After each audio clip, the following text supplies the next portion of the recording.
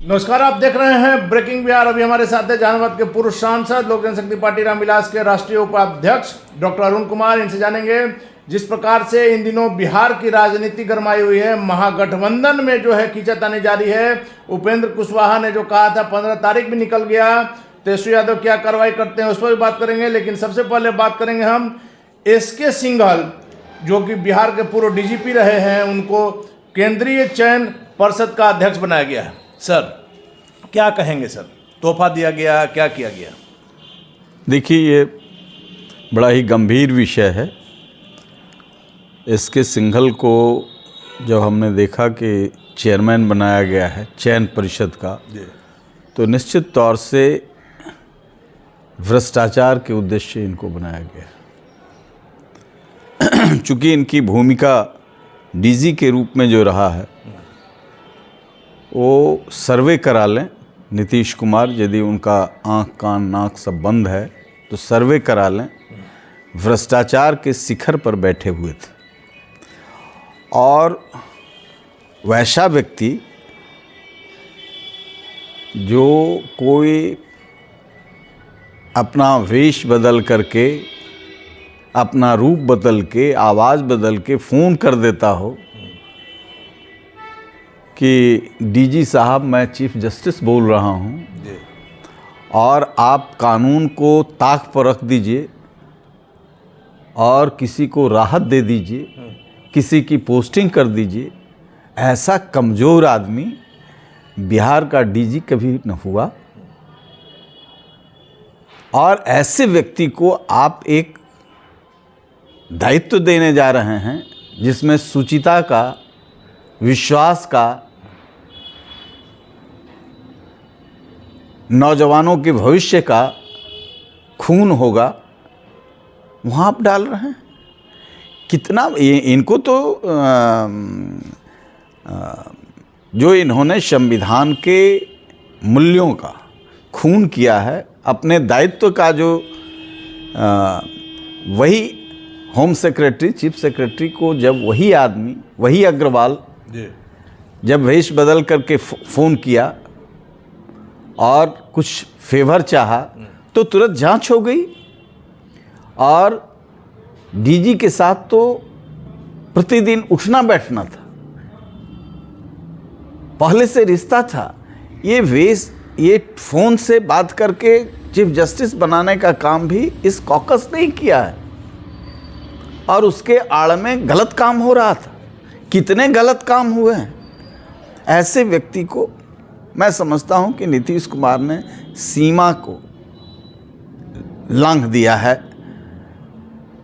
इतना कुकृत्य करेंगे, ऐसे गंदे लोगों को बैठाएंगे। अभी तो हम लोग उनकी तारीफ कर रहे थे कि एक जांबाज डीजी को उन्होंने लाया जी, भट्टी साहब को जी।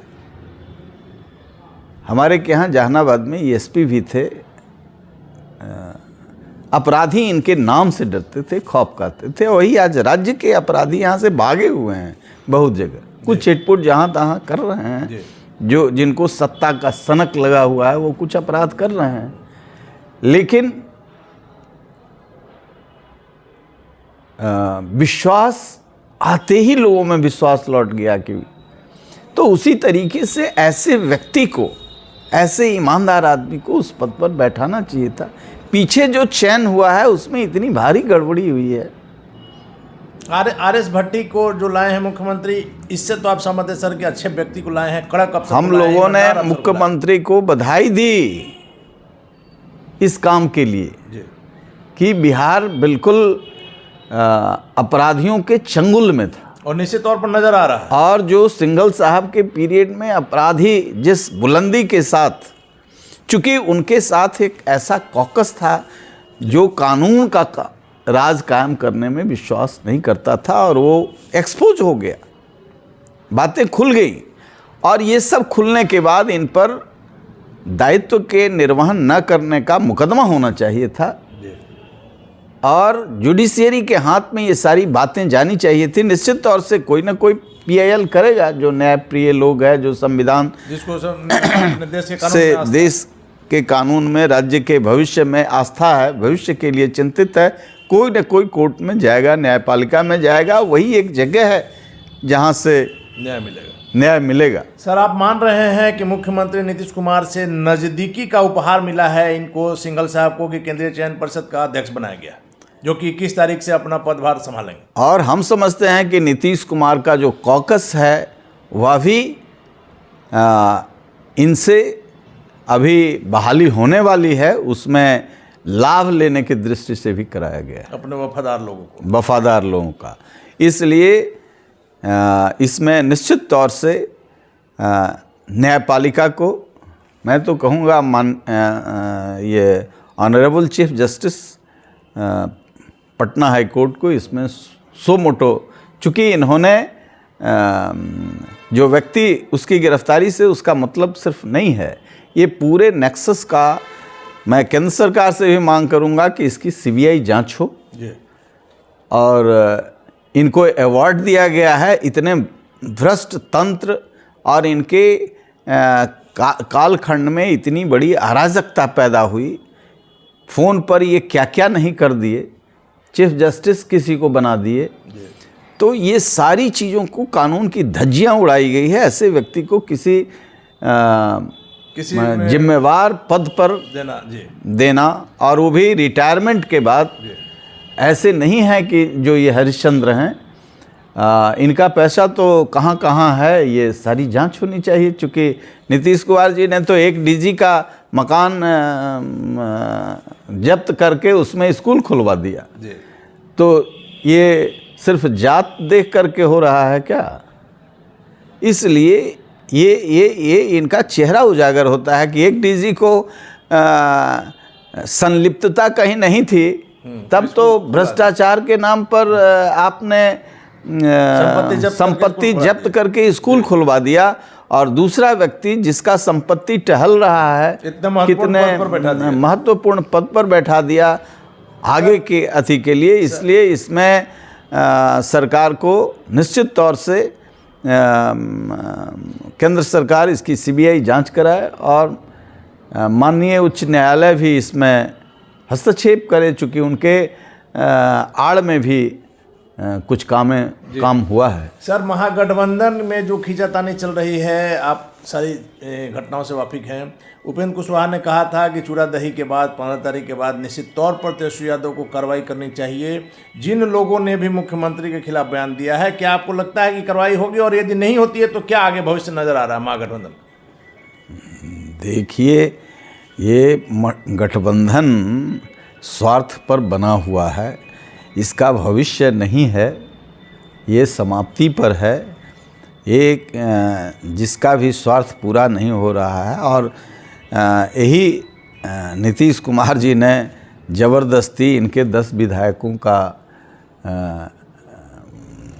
गला घोंटा था, चुने हुए लोग के जगह पर दूसरे प्रशासन का दुरुपयोग ये तो उनके विधायक ने हमसे कैमरा पर कहा है। सर, नहीं, ये सच्चाई है, पूरा बिहार जानता है। लेकिन सत्ता के लालच में तेजस्वी ने अपनी तेजस्विता धूमिल कर दी, नीतीश कुमार के कुकर्मों को अपने माथे पर ले लिया। तो ये तो भुगतना है, और इनका तो अंतिम पारी है। तेजस्वी जी का तो शुरुआती था, उनको ये कुकर्म नहीं ओढ़ना चाहिए था, लेकिन ये उन लोगों का अपना पार्टी का मैटर है। राज्य के लिए पक्ष और विपक्ष, सत्ता पक्ष और विपक्ष दोनों महत्वपूर्ण होता है। लोकतांत्रिक मूल्यों को ताक पर रख करके अनैतिक गठजोड़ कर करके इन लोगों ने जो किया है, उसी का परिणाम है। ये बोल रहे हैं, वो बोल रहे हैं, कोई लेकिन सर, उपेंद्र कुशवाहा ने तो यहाँ तक आरोप लगाया है कि बीजेपी में और आरजेडी में कुछ गठजोड़ हो गया है।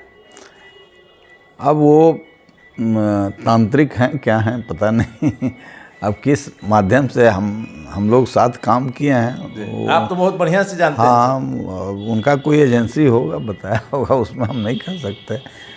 लेकिन हमको लगता है कि हमारे मित्र हैं और वो वहाँ संकट में हैं, पेविलियन में बैठे हुए हैं। ऐसा मुझे नहीं लगता था। उन्होंने खुद कहा कि पेविलियन में बैठे हुए हैं। ऐसा मुझे नहीं लगता था, लेकिन अभी तो उन्होंने खुद कहा। तो पेविलियन से बाहर फील्डिंग के लिए हैं, अभी तो नौजवान हैं। फील्डिंग में मतलब एनडीए में स्वागत है क्या उनका? सर, अब हम नहीं, एनडीए के आप मजबूत एक घटक हैं आप लोग ने अभी तो हम लोगों का एनडीए से लेकिन सर एनडीए के लिए जो रोल आपने मोकामा गोपालगंज कुटनी में दिखाया उसी के कारण तो बीजेपी से चिराग पासवान की नजदीकियां बढ़ी हैं, सुरक्षा मिला, विदेश दौरा मिला, अगला मंत्री पद मिलने वाला है। ठीक है, सब जानकारी आपको है। ठीक है, हमारा जो चिंतन वेवलेंथ वो है, निश्चित तौर से ये जानते हैं कि हम लोग तो करीब उसी दिन चले गए जिस दिन नीतीश कुमार ने वहाँ छोड़ दिया। हमारी लड़ाई तो माननीय नीतीश कुमार के अनैतिक कार्यों के वजह से और लगातार बोल रहे हैं कि बिहार का नाश किया और हम लोग बनाने में थे, इसलिए हम लोगों को पीड़ा ज़्यादा है। आप प्रयासित भी कर रहे हैं लगातार, आप कई वर्षों से ये बात कर रहे हैं कि ये, और इसीलिए अब जो ये हुआ है, प्रकृति भी कुछ इलाज करती है। ये दोनों अनैतिक गठजोड़ मतफुड़ौल में बदलेगा और यहाँ राष्ट्रपति शासन लागू हो जाना चाहिए। बिहार के लोगों को जल्दी। आपको लग रहा है कि महागठबंधन अब ज़्यादा दिन चलने वाला नहीं? नहीं, हमको नहीं लगता। लेकिन सर मुख्यमंत्री की चुप्पी क्या कर रही है? हर प्रकरण पर, चाहे रामचरितमानस की बात हो, सुधाकर सिंह की बात हो, मुख्यमंत्री का कोई बयान नहीं आ रहा। रामचरितमानस में भी आपने देखा जिस प्रकार से चंद्रशेखर जी ने कहा, शिक्षा मंत्री होकर के इस तरह की बातें, हिंदू का जो धार्मिक जो ग्रंथ है। देखिए, ये विषय रामचरितमानस का विषय धर्म से नहीं है, ये विषय है आस्था से है ना? आस्था से है और ये विचार से है। रामचरितमानस तो एक ऐसा दर्शन है, एक ऐसी फिलॉसफी है, एक ऐसा चिंतन है। मान लिया कि जिनको आस्था नहीं है वो काल्पनिक ही मान लें जी। तो राम, इस पर बयान देने का क्या मतलब? राम पर जो चिंतन डॉक्टर लोहिया का था, तो समाजवादियों को सोचना चाहिए। और कहीं कुछ जो छप जाए, रामचरितमानस के कुछ खंडों को इस तरीके से तोड़ मरोड़ करके जो विकृत मानसिकता के लोग हैं वो इसे करते रहते हैं, वो खेल करते रहते हैं। रामचरितमानस कोई साधारण चीज़ नहीं है, वो एक अद्भुत सनातन परंपरा का एक अद्भुत ग्रंथ है, जिससे रिश्तों का, राज सत्ता का, व्यक्ति के निर्माण का वो एक दर्पण है। और डॉक्टर लोहिया इसीलिए कहते थे कि राम राज हो जाए तो समाजवाद का काम पूरा हो जाए। इसलिए डॉक्टर लोहिया मेला लगाते थे। जॉर्ज फर्नांडिस के साथ मैंने काम किया, डॉक्टर लोहिया को समझा। और मंजय बाबू थे पुराने समाजवादी जो कर्पूरी जी के दाहिने हाथ थे, ये सब लोगों को देखा है, साथ काम किया है। तो डॉक्टर लोहिया मानते थे, जो इनके पुरखे ये भी कहते हैं, नकली ही कहते हों, लेकिन उनके मूल विचार पर, उनकी आत्मा पर प्रहार कैसे कर सकते हैं। और हम समझते हैं, हम तो अज्ञानी उनको नहीं कहेंगे, शिक्षा मंत्री हैं, शिक्षा का क्या उनका लेवल है मैं नहीं जानता हूँ, लेकिन बातचीत से लगता है कि उनके पास ज्ञान का कहीं अभाव रहा है। तभी नालंदा विश्वविद्यालय के दीक्षांत समारोह में इस तरह की बात, कभी कभी किसी को, व्यक्ति को कोई शब्द नहीं होता है तो कहीं ना कहीं से कुछ तोड़ ताड़ करके चर्चा में रहने के लिए वो नालंदा विश्वविद्यालय की चर्चा करते हैं। तो उस पर एक ऐसी इमारत खड़ी थी और वो खड़ी रहेगी। विचारों की इमारत तो अंतर नहीं पड़ता है। चूँकि नालंदा विश्वविद्यालय पर जब वो चर्चा कर रहे थे तो उनको याद करना चाहिए था कि दुनिया के 3 विश्वविद्यालयों में नालंदा विश्वविद्यालय, विक्रमशिला विश्वविद्यालय और तक्षशिला विश्वविद्यालय उस समय हिंदुस्तान का हिस्सा था। और दुनिया के लोग, मानव जाति अनुग्रहित रहा है इस सवाल के लिए। उनको तो याद करना चाहिए था कि किस तरीके से एक आक्रांता खिलजी, बख्तियार खिलजी जब बीमार पड़ता है और नालंदा विश्वविद्यालय का आचार्य, आयुर्वेद आचार्य श्री राहुल के पास इनके सेनापति जाते हैं बख्तियार खिलजी के। वो आताताई था, आदमी था ही नहीं, शैतान था।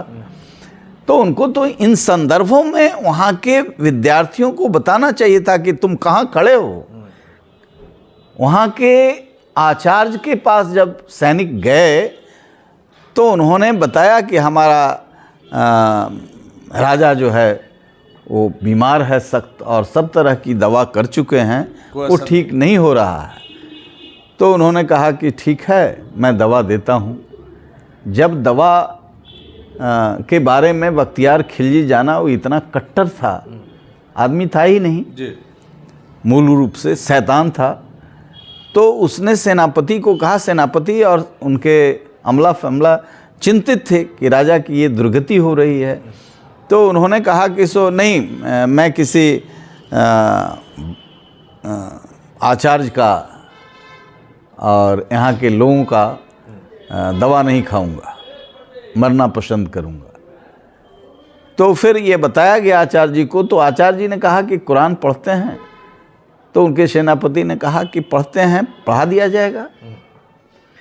तो फिर उस पर उस दवा का लेप बना करके सभी पन्नों पर लेप लगाया गया, और उन्होंने कहा कि इस पन्ने से इस पेज तक बख्तियार खिलजी को कुरान पढ़ाओ, और उसमें हाथ से लगा करके जीभ से जब वो पेज पलट रहे हैं तो उसका अंश दवा का जाता है और वो आदमी ठीक हो जाता है।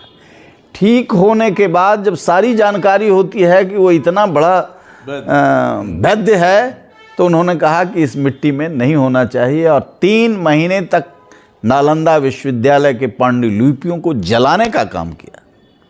अरे दीक्षांत समारोह में तो आप बताते कि आज हमारे पूर्वजों ने कैसे दुनिया को ज्ञान का कितना बड़ा भंडार यहाँ बनाया था, और दुनिया के लोग आते थे यहाँ सीखने के लिए। उस समय के चीन हों, पश्चिम के देश के लोग हों, पढ़ने आते थे, सीखने आते थे। उस विश्वविद्यालय को तहस नहस किया, और कुछ ले गए तिब्बत में। तो तिब्बत की हालत भी वैसी ही है। कुछ बौद्धिस्ट लोग बचाने के लिए गधों पर, खच्चर पर लेकर के वहाँ निकाल सके सो निकाल सके, लेकिन 3 महीने तक धू कर वो जलता रहा। कितना रिचेस्ट सेंटर होगा वो, और उस सेंटर पर जो आदमी बचाया है उसी की हत्या किया, उसका नाश किया, उसकी जिसके कारण जीवन मिला उसका नाश किया। ये शिक्षा मंत्री को शायद पता नहीं कि इतना ज्ञान नहीं है। हाँ, कि वो वैद्य राहुल श्री कौन थे और कितना बड़ा मानव संतति का कितना बड़ा उपकार उन्होंने किया, और आज भी हमारे ऊपर वो बख्तियार खिलजी कलंक के रूप में हैं। नीतीश कुमार का घर वहीं है, माननीय नीतीश कुमार जी का। तो मैं उस पर नहीं कुछ कहूँगा, क्योंकि हमारी संस्कृति तो रही है दुनिया के तमाम धर्मावलंबियों को जगह देने का, सम्मान देने का। लेकिन ये राक्षसी शक्तियाँ जो हमारे ऊपर कलंक है, इसकी चर्चा वो करना चाहिए था उनको। तो दीक्षांत समारोह में कहाँ का बात कहाँ ले गए, और लगा ही नहीं किसी को। आज भी हम भीख मांग रहे हैं, आज भी सिंगापुर से अमर्त्य सेन पैसा भेज रहे हैं इस नालंदा विश्वविद्यालय के। ये भिखार बने हुए हैं।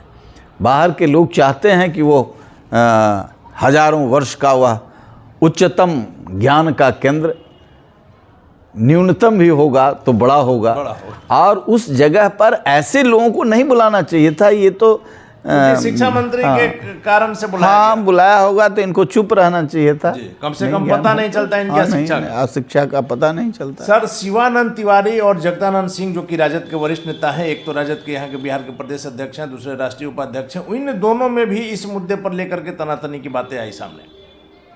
क्या कुछ लग रहा है सर? नहीं, इस पर हम कुछ नहीं कहेंगे, क्योंकि शिवानंद तिवारी जी हम लोगों के नेता रहे हैं, बड़े भाई हैं, और जगता बाबू भी बड़े आदमी हैं चिंतन के। अब उन लोगों को चलिए, आखिरी सवाल मेरा है सर कि यदि इस तरह से महागठबंधन में खींचातानी जारी रही, जिस प्रकार से उपेंद्र कुशवाहा ने मांग किया था कि 15 तारीख के बाद निश्चित तौर पर तेजस्वी कार्रवाई करेंगे, और जदयू के नेता इसका इंतजार भी कर रहे हैं, यदि गठबंधन महागठबंधन टूटता है, मुख्यमंत्री नीतीश कुमार एक बार फिर से पलटी मारते हैं, तो बीजेपी में उनका आप लोग स्वागत करेंगे, विरोध करेंगे? भाई मैं समझता हूँ कि बिहार को सभी पार्टियों को नीतीश कुमार जी को सन्यासी बना करके आश्रम में बैठाना चाहिए। रिसर्च करें, वो बिहार को बहुत क्षति पहुँचाया है उन्होंने, बहुत क्षति पहुँचाया है, और अब उनको भी इस पर विचार करना चाहिए। विचार करना चाहिए कि अब संन्यास राजनीति छोड़ दें। संन्यास लें, चूँकि उनके एक्शन से, उनके कार्यक्रम से, उनके चिंतन से बिहार आज रसातल में है। चलिए, धन्यवाद सर। तो ये थे हमारे साथ जहानाबाद के पूर्व सांसद लोक जनशक्ति पार्टी के राष्ट्रीय उपाध्यक्ष डॉक्टर अरुण कुमार, जिनका साफ तौर पर कहना है कि मुख्यमंत्री नीतीश कुमार को अब राजनीति से संन्यास ले लेना चाहिए। और जिस प्रकार से शिवानंद तिवारी ने कहा था, डॉक्टर अरुण कुमार का भी कहना है कि बिहार का आपने बहुत विनाश कर लिया, अब बिहार को अपने हाल पर छोड़ दीजिए। और साथ ही साथ शिक्षा मंत्री की बातों पर इनका कहना है कि शिक्षा मंत्री को अभी ज्ञान की जरूरत है। जिस प्रकार की बातें उन्होंने कही है वो एक शिक्षा मंत्री को शोभा नहीं देता है। हालांकि इन बातों का आगे आने वाले दिनों में बिहार में महागठबंधन में क्या असर होता है देखने वाली बातों की फिलहाल आप बने रहे ब्रेकिंग व्याख्या।